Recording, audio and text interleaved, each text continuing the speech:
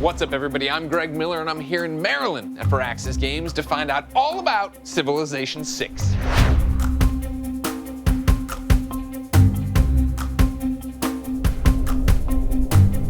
Is Civilization 6 the best one yet? No pressure.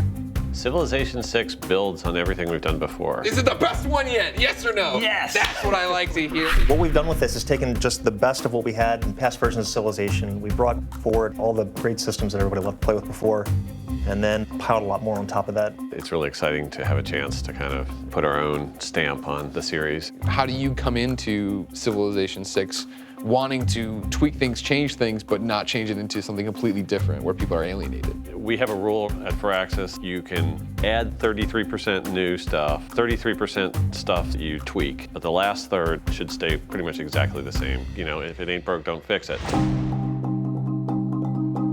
What's the most interesting aspect for you? I would say it comes down to the core tenet of the game, which is unstacking the cities.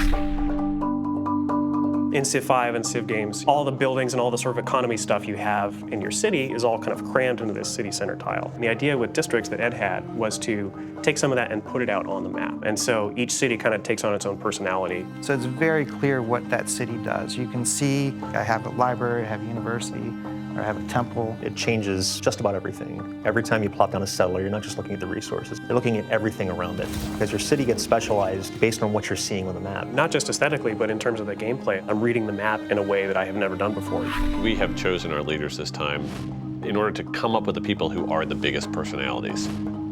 We love having Teddy Roosevelt as our American leader. Welcome to the United States of America. We have a whole new diplomatic system for our leaders so that they can bring those personalities into the game. And we call that the agenda system. So we look at what that character did in history. And so for Roosevelt, it is the big stick diplomacy policy. He was going to build up the American military to be strong enough that it was just like hands off of the Americas. He looks at the continent around him, and if anyone's mucking around starting wars there, you're on his list. Gotcha.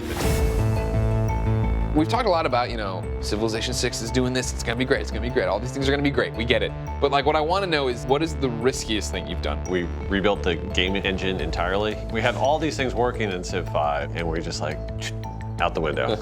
And it actually has worked out well enough that when we get to talking about modability, people are gonna go nuts with how much power we're gonna put in place. Civ 5 came out, critically acclaimed, everybody likes it, but they're like, well, I feel like I'm using military more than I'm ever using diplomacy. And then as the expansions comes out, it feels like you guys are addressing those concerns. Is that how you guys develop based on what people are saying and seeing how people play the game and move it all together that way? We absolutely spend more time than the fans think reading those forums.